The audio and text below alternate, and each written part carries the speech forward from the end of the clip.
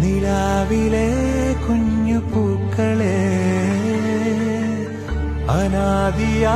മഞ്ഞു തിങ്കളെ കിനാവിലെ പരാഗമാകുമോ